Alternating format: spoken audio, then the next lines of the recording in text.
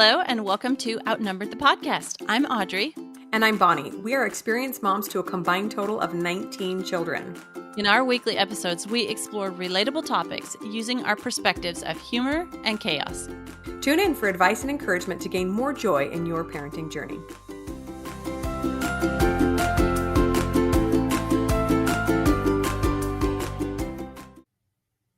Hey, everybody. We're happy to have you back on this episode. And we're talking about something, we're going to spend the whole episode talking about something that we've kind of referred to and talked around in the past, but we're going to dive deep in on it today so that you can know more about it if you should like to do it with your family too. So we're going to be talking about teen service projects.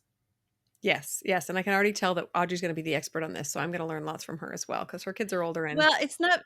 Yeah, I've had more teens than you. So. Yeah, more experience. But on the opposite spectrum from teens, I have a little humor segment for you guys from my toddler because they're the funniest. Teens and toddlers are just, they're the best, but for different ways.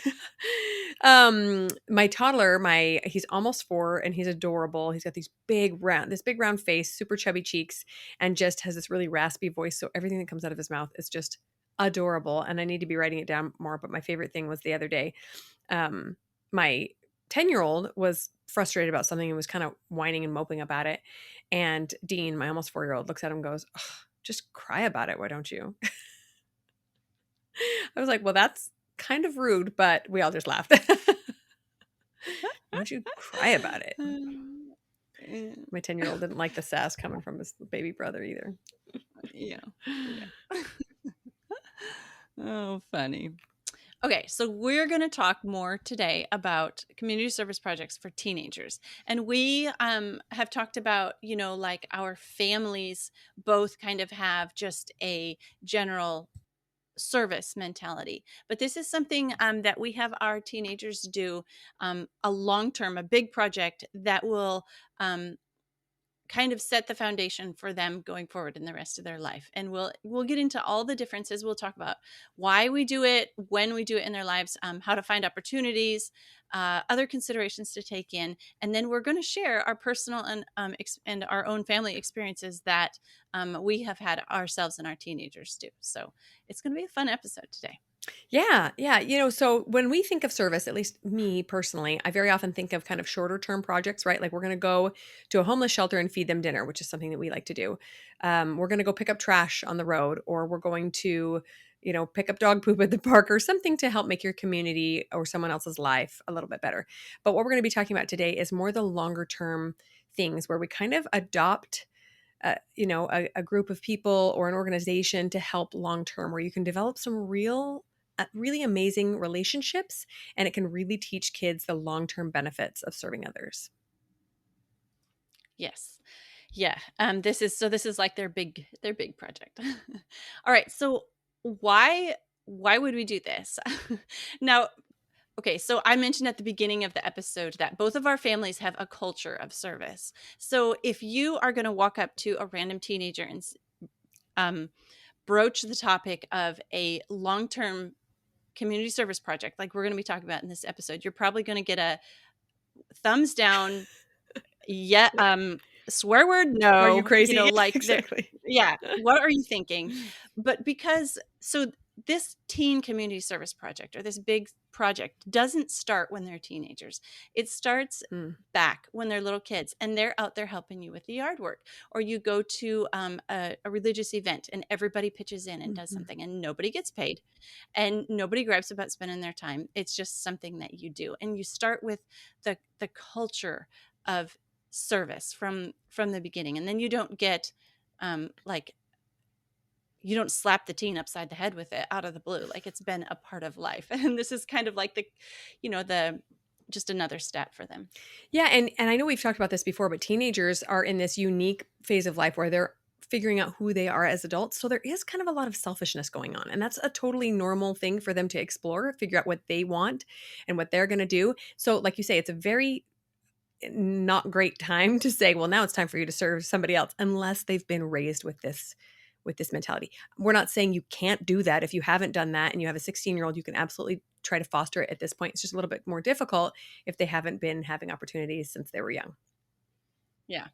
All right. So when my husband and I came up with this plan, this was our why. We wanted our teens to focus on others. Like you said, definitely when they're very young, toddlers, little kids, they're so narcissistic. That's how little kids are. And it's so cute. But when you get a 16-year-old or older that's narcissistic, it Not doesn't, cute. not so cute. Not so cute.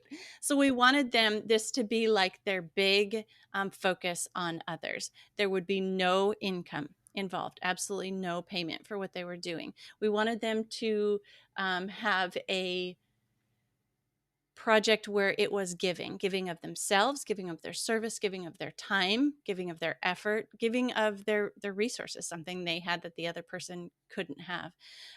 We wanted to build thankfulness at the beginning, of gratitude at the beginning um, of their adult life. And so getting oftentimes these projects are with those who are less fortunate or less able, and that really, really is a good way to start um, a gratitude practice with your teen, and then be a part of a greater good, like something that is bigger than yourselves, because a lot of these opportunities that we're going to share about how to find them later, but a lot of these are connected to your religion or your family.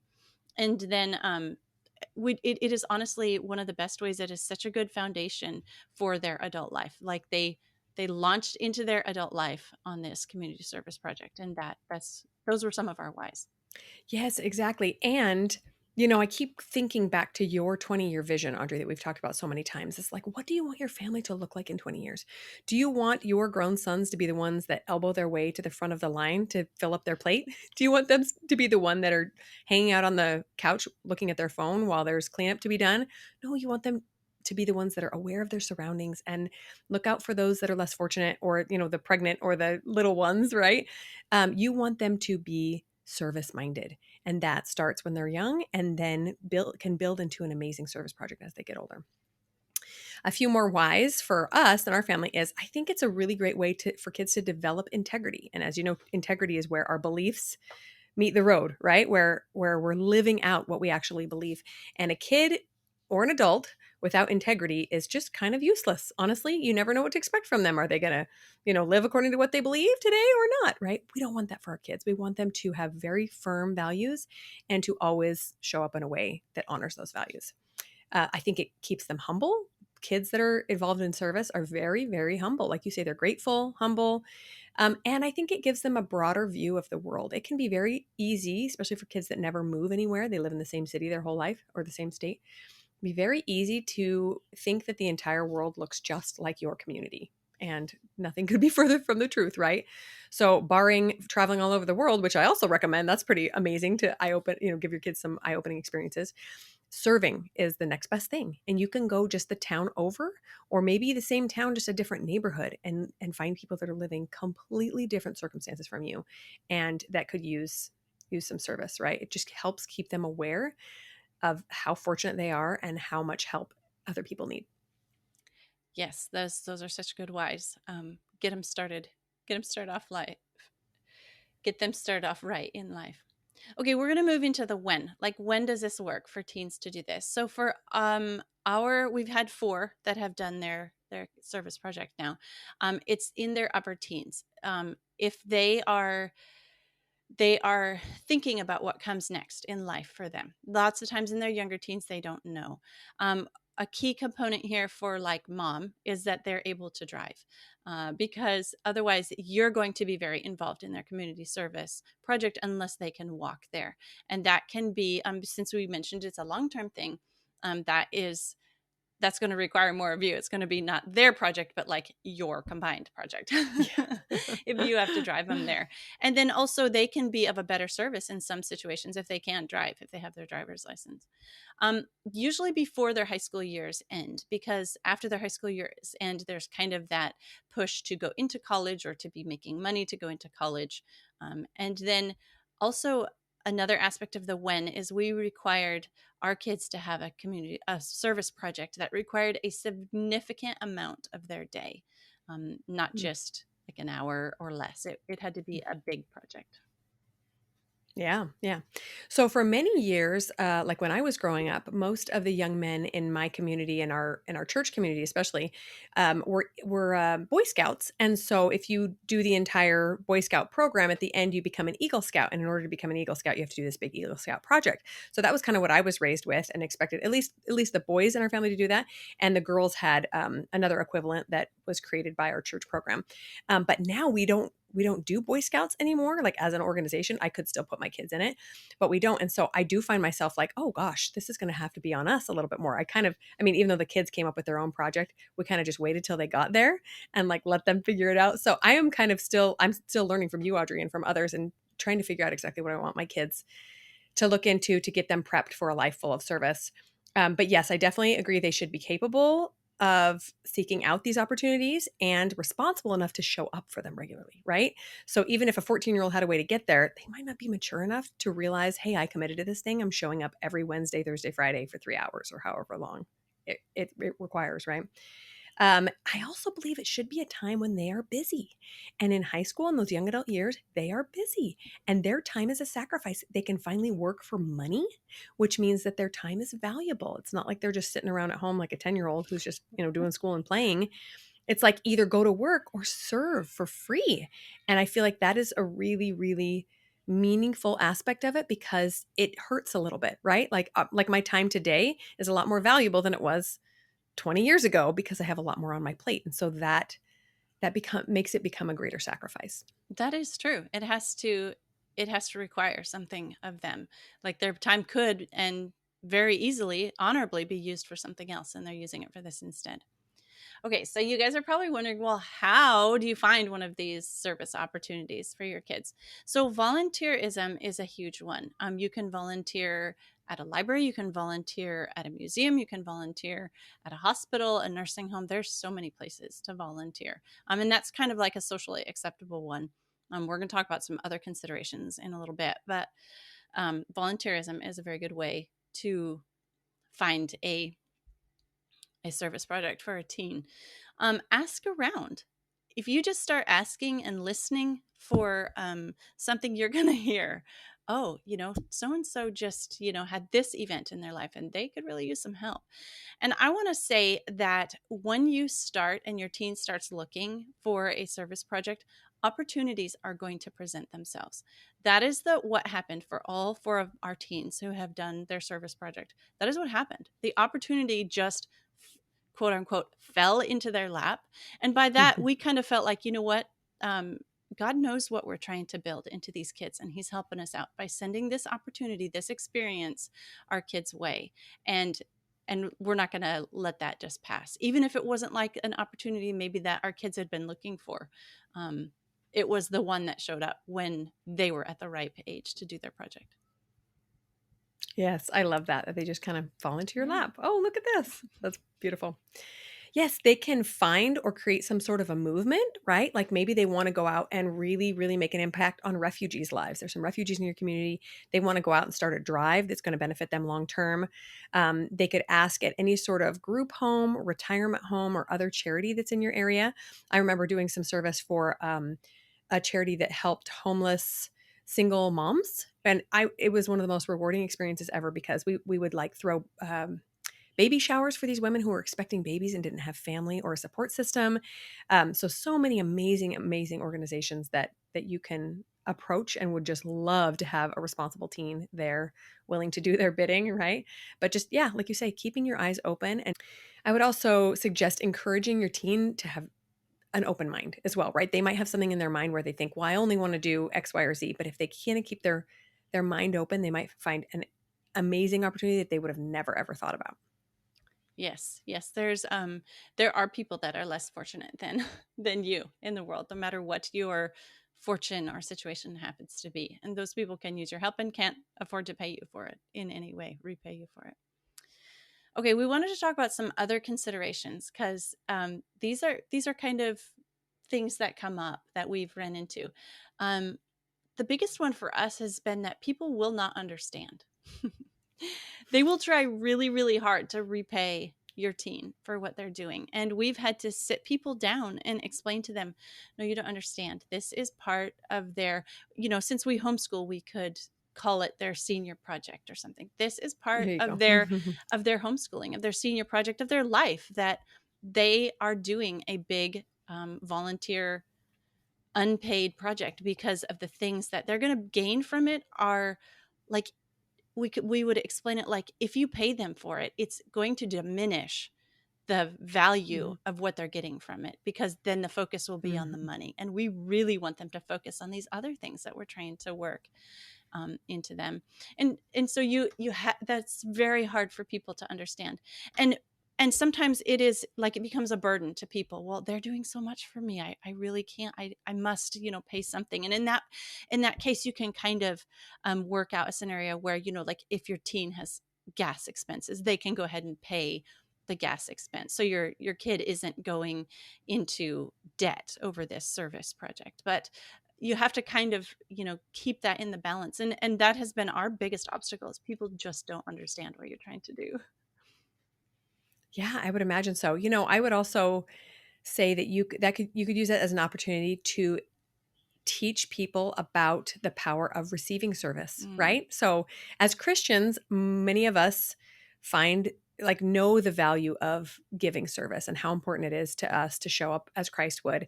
But sometimes we forget the value in receiving service, right? We want to be the one that's helping, but when it comes to receiving the service, that's a little bit harder to do. It requires a little bit more humility, requires a little bit more um, just open-heartedness. But if you can explain that to someone like, hey, you will gain so many blessings by allowing them, and look at what you are giving to them, the opportunity to do something without payment. Like, think about all the opportunities you had to do that and how great that feels. I want that for my kid, right? I love that. So I want to say that there might be some children that do not see the benefit of this, even if you've tried to train them from early on. There are some personalities that just might really put up a stink about this. um, but I would say just give them the chance. Tell them, it's fine to require it, but give them the chance to find something they really feel passionate about, right? If you just assign it, it's just going to be like a school project and they're not going to care so much. Although even that can be mhm, beneficial, I think. mhm. But when it's their responsibility to go out and find it and really choose something they feel passionately about, it can totally change their whole world. It's amazing to watch. I wanted to add something else, that if your teen is having a hard time with the thought of service or service project, you might take a look at how you respond to service opportunities. And I'm saying this mostly for Ooh, me, because like my yeah. time is very valuable. And when I give that to someone else, like maybe I give it to them very honestly and openly, and say, oh, it's no problem, to their face. But what do I say in front of my kids back home? Like, am I the same? Mm. Am I building like, yes, we serve. This is an expense of my time, but this is what we do. This is we serve. Or am I like, meh, meh, meh, that's not, I lost four Mhm. hours today, and what is our response? In So if our teen is having a hard time with it, like maybe like just turn that magnifying glass on herself. Mm. Okay, now we get to share some of the projects that our kids have done. And if Bonnie and I sound a little braggy about what our kids have done, you have to forgive us, because we really have good kids and we're really proud of their projects that they've done. Okay, so one of our daughters did a project that, well, I told you earlier, they all fell into our lap. But at the time when she was ready to do her project, there was a family member who was expecting her fourth child, and she came down with breast cancer. They discovered breast cancer while she was pregnant.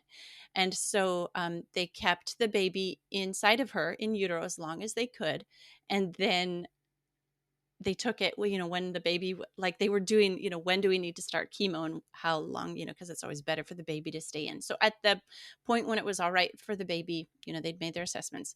My daughter went and lived with them, because mom was then having a baby, and she was, a newborn. She had three other small children, and she was going through chemotherapy. So our daughter went and lived with them, and cooked and cleaned and did all the baby care, and basically all the things, that she knew how to do from home, but she was away from home and doing it for someone else as her service project. And that was, I think, um, several months. That was her project. And that was really a life changing experience for her. Our next son, when he was looking around for his project, it happened that one of our neighbors, farmer, was in a farming accident and he could not physically farm. And it was, of course, right at a time of year when all the farming needs to happen.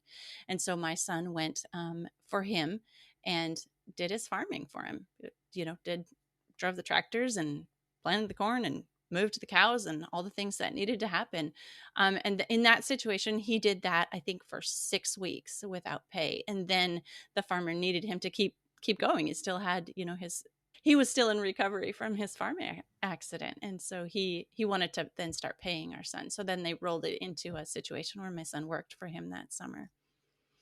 um, our next daughter had the opportunity to um, be with an elderly relative who was dying of cancer and wanted to stay in his home as long as possible. So there was some hospice, and then there was some family members caring, and she became part of that care team, taking care of this elderly family member in his last days so that he could stay at home as long as possible. And hers was some on again, off again. Like, you can't do in those kind of situations, you can't be there 24/7. It's too much mental, Mm. physical, emotional toil. So she was just worked into the rotation, and she was like on 2 days and off 2 days, or whatever the rotation was. But in that situation, again, no pay, and learning all the things, and the giving part of the project.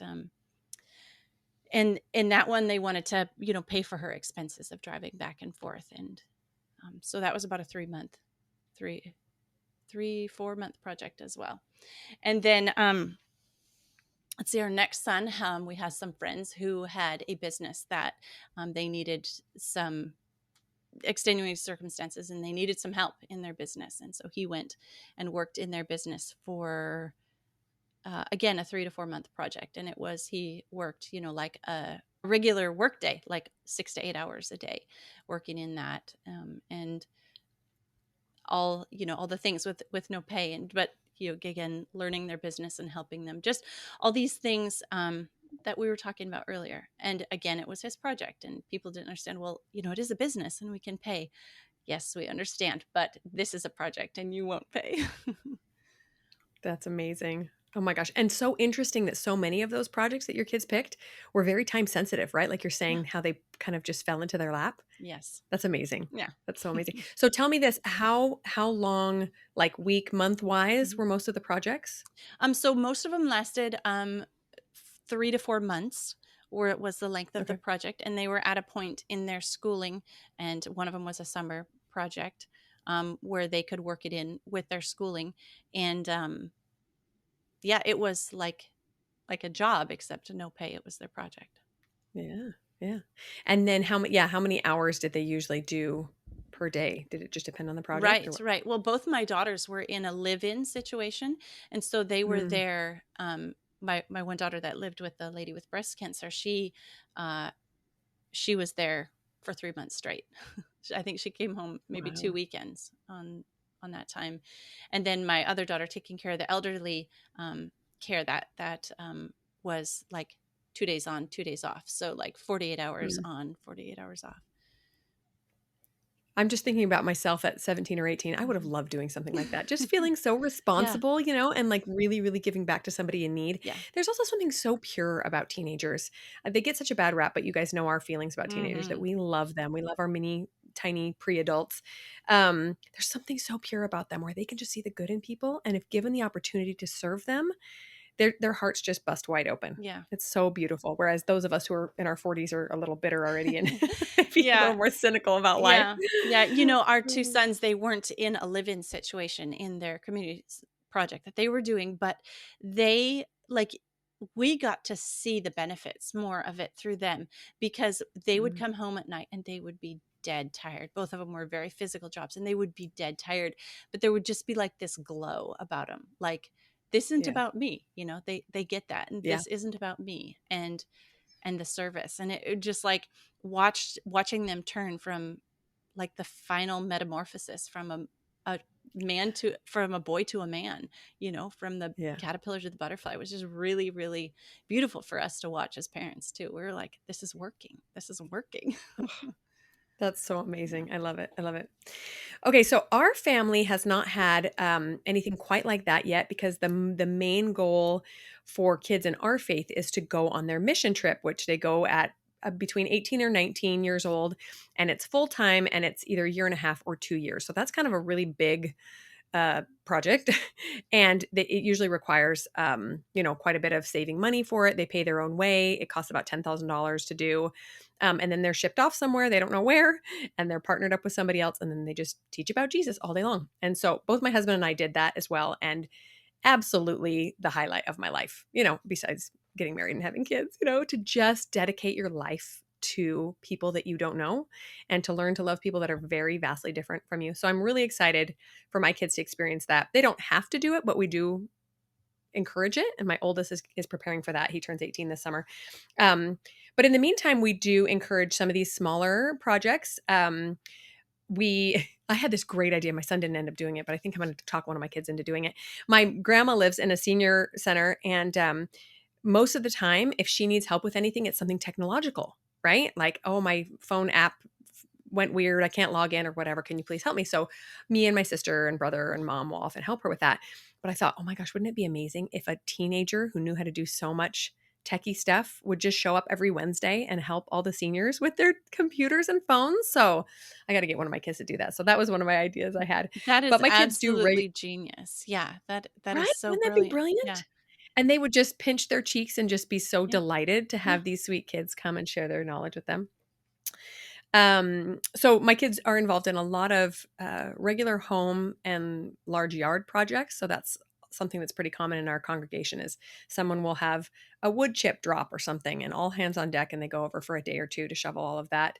Another one is like serving a widower or a widow who is alone, especially in their advanced years, doesn't quite want to go to a home yet, but needs a little bit of extra help around the house and very often just needs company. So that's been kind of a fun project to look for. I personally had some experience doing a lot of tutoring for free when I was a teenager, and I loved this opportunity. In one of my schools, there was a large Mexican immigrant population, and so I just tutored them in English because I spoke Spanish, and just helped them kind of get a grasp on their school work. And then when I was a young adult, I did the same thing, but kind of switched. I worked in the missionary training center where they were training missionaries to go out, and I helped those who were learning Spanish kind of catch up who were struggling. There's also refugee camps, so many refugees coming into the country at all different times, or anyone else who's kind of in a survival stage. Like you say, this woman who was going through breast cancer, this thing where it's like takes everything in you to just put one foot in front of the other can be an amazing opportunity for kids. So much great stuff out there. Yes, those are awesome experiences for the kids to go through. Just the selflessness, even if it's just a one day project or one afternoon project, they come back and you see that like that satisfaction that comes from outside of them. Like they helped, they made a Yeah. difference, they did something. Even I have helped elderly people as well with their electronics, and like teaching them the simplest things, and they think you're like a hero, and you're like, well, actually, I thought everybody knew how to double click, but a mouse. But well, yeah, Yes, it's one I of those things that went doesn't to take you college for four anything years to other learn than that. yeah, but you didn't learn that in college. No, I'm too old. You wrote your papers on paper and all that. Yeah, and only requires a little bit of patience and time from you. And I personally can learn so much from my kids too. When my kids go out recently, they had a big yard project they were helping someone with, and they went over for a few hours and they came home and I said, "Oh, how'd it go?" "Oh, we didn't get it done. We're going to go back later." And they went back a couple of times. And I was just so impressed with how willing they were to give up their time. And I thought, how willing am I to give up my time? I mean, most of the time I just justify it in that I'm serving my family all day long, but what a valuable way to serve God by stepping into someone's life who desperately needs your help and being willing to offer your precious time that could be used in so many other ways. Yes. Yeah. So I have a final thought here. Colleges love to see on their application, there's always a place to fill in this kind of Yes. thing. And our kids, as homeschools, maybe don't have as many service opportunities. In some ways, like you're used to seeing, for college, you can be in this club and it can go do that and that thing, but there's Mhm. not necessarily that. So there is a place on a college application for these kind of things to be put in. Colleges love to see, oh, this is a kid who knows how to give their time and for free and that kind of thing. So my final thoughts here are, if you can do this with, and more importantly for your teen, if you can help them do this, there's no, like you said, it was like one of the most wonderful things you did in your life. Like that, give your kid the ability to take something like that into their life for them. It will make a difference in their life. And it's something they can draw back on. Oh, I remember when I was doing this project and I was tired and I wasn't getting paid and I was hungry and I was, but so and so needed me, and I could fill that need. And that's just something really, really powerful that we can give our kids going into their adult life, their launching pad. Like if their launching pad is service and gratitude, like there is no better place to start out their adult life from. And so I just think it's really amazing. I really can't wait to see, like we've had 4 kids go through this activity, and I can't wait to see what opportunities come the way for my other 5 kids. I'm really looking forward to it. And I encourage you to try it with your teens too. Yes, thanks so much for sharing each of their projects. They were just delightful to listen to. And I would make sure that we all recognize the pure goodness that comes from a child serving another, despite the actual service that they're giving. So, like, even not counting the care that they're giving the elderly, or the farm work that they're doing, just how it changes people to see someone do something for nothing. Like I say, we got a lot of people saying, "Oh, I no, I want to pay you," or "This makes me feel uncomfortable." Or we got that a lot as missionaries. They would say, "But why are you here?" And we would explain, "Well, because we love God and we want to teach you about Him, and about how you can find more joy in your life." No, no, no. But why are you here? We're like, no, no, no. That's why. And no, we're not getting paid. And it blows people's minds. And so think of all the good that you are doing, you and your family are doing, by being that example of this pure, unadulterated love. Like, we're just doing it to show love, right? Even if they never get actual help from you, right? Just seeing it be done, I feel like it just fills the world with so much more goodness. And that's what we can all use right now, is more goodness, right? I know I've mentioned this on a previous episode as well, but if you are looking for service opportunities, go to justserve.org. It's an awesome organization. We do quite regularly hop on there for youth projects, or things for our teens or families.